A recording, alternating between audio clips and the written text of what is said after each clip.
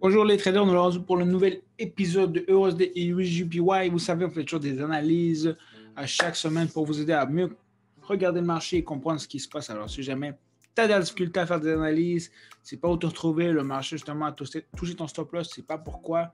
Moi, Sergio Guerrero, je suis ici pour t'aider à devenir un meilleur trader et à comprendre ce qui se passe sur le marché clairement. Alors, si vous ne me connaissez pas, mon nom c'est Sergio Guerrero. Je suis fondateur de Forex Vision Academy. Je suis ici pour t'aider à comprendre le Forex et devenir un meilleur trader. Et bien sûr, si tu n'as pas l'argent de compte, de me donner un petit subscribe. Guys, faites ça parce que moi, mon but ultime, c'est de vous aider à devenir de meilleurs traders. Voilà, tout simplement. Bien sûr, avant d'aller plus loin, on va aller tout de suite à l'introduction. Damn.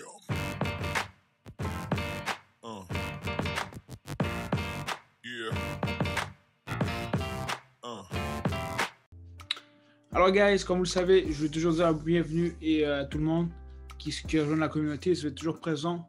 On va continuer toujours à avoir une belle chose et je souhaite réellement que cette chaîne grossisse. Alors, on va vraiment mettre des choses de l'avant. Dans les prochaines semaines, on va changer le nom de l'enseignement. Ça va être SG Trading.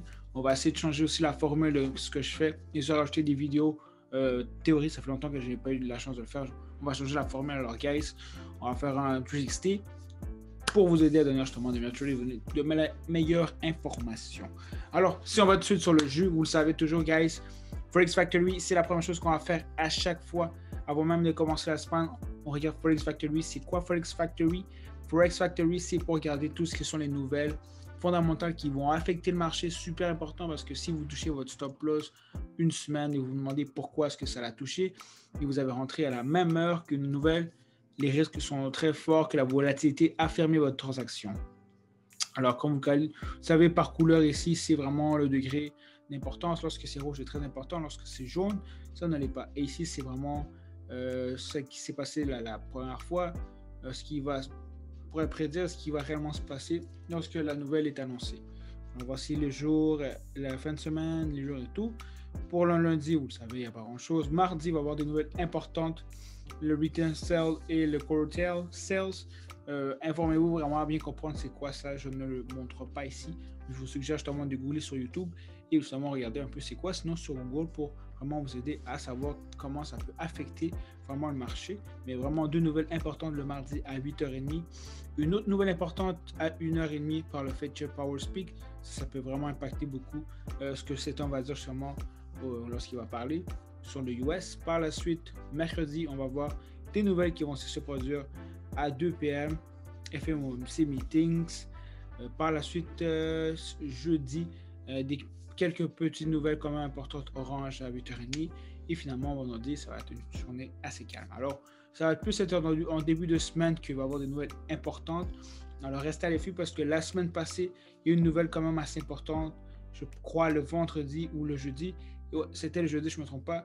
Et ça a réellement impacté le marché parce que c'est réellement pour ça que le marché a changé de transaction, a changé de mouvement. On s'attendait justement que le marché aille vers le haut. Je pense que tout le monde était justement dans cette tendance-là. Mais bien sûr, comme j'avais déjà dit, l'important c'était réellement de voir si le marché allait briser la résistance et vraiment la nouvelle a vraiment fait perdre justement de la force au US et le US a simplement repris sa tendance baissière.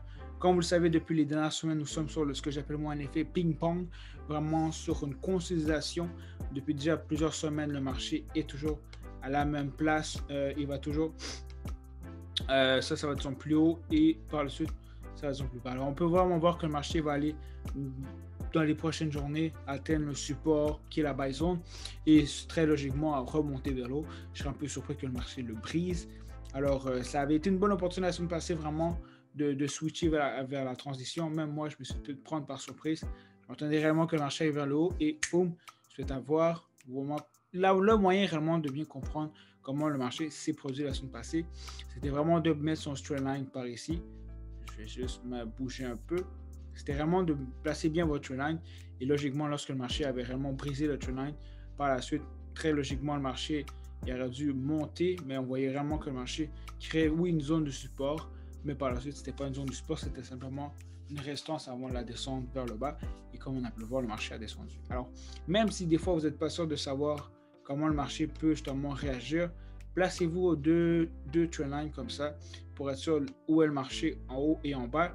Et par la suite, si vous voyez justement vraiment une brisure, attendez un petit retest. Et par la suite, la magie se crée. Comme on le voit ici, on a attendu que le marché descende pour vraiment confirmer notre transaction. On voit que le marché a descendu et le marché a remonté, mais à ce moment-là, on voit que le marché ne trouve pas une zone réellement de résistance. Le marché continue simplement à descendre et là, boum, ça a été un bon buy pour vous. Excusez-moi, un bon sell parce que c'est là. Il n'y a pas plus de magie. Alors ça, c'est un moyen justement d'éviter de faire un buy ou un sell lorsqu'il y a une transition de marché. Mais il y avait quand même assez beaucoup d'informations comme quoi le marché allait tomber. Le marché avait déjà une mauvaise nouvelle qui avait impacté malheureusement de la mauvaise façon le US. On était sur la résistance de la zone. On s'attendait un peu déjà que le marché peut-être allait résister encore une fois. Ça faisait déjà 3 fois que le marché avait fait une résistance sur cette zone-là de supply, de demande, excusez-moi. Et par la suite, vraiment, on peut voir ici que le marché n'a pas réussi à surpasser vraiment la petite zone, la petite résistance pour aller vers le haut. Et en plus, on avait aussi un changement, une brisure de structure. Alors, il y avait vraiment toutes les indications qui nous montraient réellement que le marché allait tomber vers le bas. Alors, toujours prendre ça en compte, prendre le temps vraiment de réfléchir. Lorsqu'une nouvelle se passe, même moi, je fais des fois l'erreur de sauter trop rapidement. Si votre transaction ferme une nouvelle, fermez votre ordi, revenez le lendemain, faites vos transactions, évitez de faire l'erreur de prendre une nouvelle, agir par émotion et par la suite, ce que vous faites à la place d'éviter de faire juste une perte de $5 ou de 10, 15, 20, $30, vous arrivez que votre compte a perdu plus de 80 à 90 de son capital. Alors voilà, c'est une façon vraiment importante lorsque vous touchez un stop loss qui va arriver souvent dans les nouvelles. Fermez l'ordi pour respirer et revenez le lendemain pour avoir justement l'esprit et le corps en paix. Important, très important. Alors, il n'y a pas grand-chose que je peux dire vraiment pour le futur de ça. On s'attend vraiment de voir, comme je disais, que le marché trouve la zone de support et peut-être qu'il remonte par la suite. Si le marché le brise, je serais un peu surpris. Mais encore là, on a toujours des surprises avec les devises dernièrement. Pour le US, la semaine passée, je ne l'ai pas dessiné, mais maintenant, ça se voit un peu plus clair. On peut voir justement que j'ai placé Metroline ici et on peut voir que finalement, le marché a réellement touché la zone de support que je vais juste me déplacer. La zone de support que j'ai placée par la suite ici, qui était vraiment l'endroit le plus bas qui avait touché le marché depuis quand même très longtemps. Depuis le 31 mars, le marché l'avait retouché une deuxième fois, mais c'était une zone de support que le marché avait simplement testé et finalement qui a rejeté pour aller vers le haut. C'est aussi simple que ça. Par la suite, si on regarde un peu les trendlines, je vais juste aller un peu plus lentement. Les trendlines, justement, on pouvait regarder ici quand le marché a toujours trouvé la même bottom depuis quand même longtemps. Et encore là, ça a été une double confirmation comme quoi le marché allait monter parce qu'on peut voir justement que le marché avait retesté justement le bottom, le support précédent depuis le 31 mars. En plus, avec le trendline du bottom, ça nous donnait déjà une deuxième indication que le marché allait vers le haut. Plus qu'il y avait eu la nouvelle qui était justement malheureusement pas en faveur du US et qui faisait que le marché allait vers le haut. Alors c'est toujours bon de toujours prendre le plus d'informations pour vous aider, mais bien sûr ne tombez pas dans l'erreur d'avoir trop d'informations parce que là, vous tombez dans le piège. Et encore là, je me suis justement placé les trendlines vers le haut pour justement montrer que le marché, logiquement, devrait suivre cette tendance si bien sûr ne décide pas de le briser. Un peu comme le US UGPY, on pourrait voir ça pendant plusieurs semaines. On pourrait voir justement que le marché continue à faire cette tendance pendant plusieurs semaines. Si c'est pas que par la suite, elle va vraiment briser le support et aller vers le bas. Pareil comme pour UGPY, on pourrait voir justement le marché briser la résistance et aller vers le haut. Ce qui est important réellement lorsqu'une nouvelle apparaît, c'est vraiment lorsqu'on a pu voir le marché avait explosé ici parce qu'on ne veut pas, il y avait déjà toutes les confirmations comme quoi le marché allait monter. On avait notre support du previous 31 mars qui avait été déjà touché, la zone de support qui était touchée une deuxième fois. On avait le bottom de trend line. Alors, il y avait quand même beaucoup de choses qui nous informaient que le marché allait monter. Le marché a explosé, le marché a trouvé justement une zone de résistance ici, ce qu'on appelle le edge rising, une chose comme ça. Il va vraiment aller.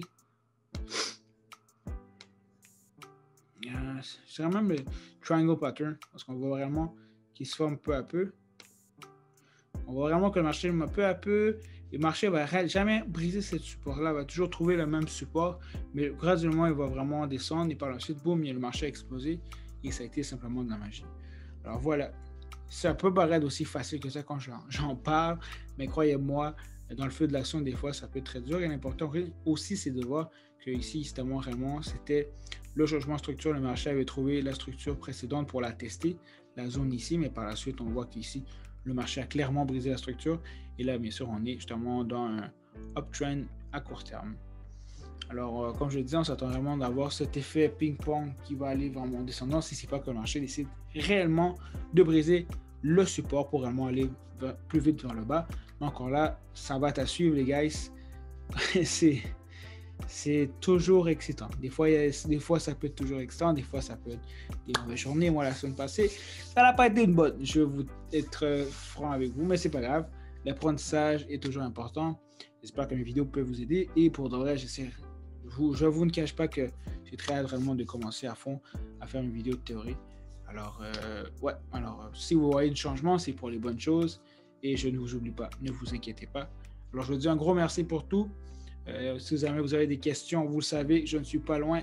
Et sinon, regardez les vidéos de formation que je fais sur mes vidéos en ligne, en site, ou sinon même dans ceux que je fais, pour vous aider justement à mieux comprendre le Forex. Alors, sur ce, guys, je vous souhaite une bonne semaine. Continuez très fort et à la prochaine. Au revoir.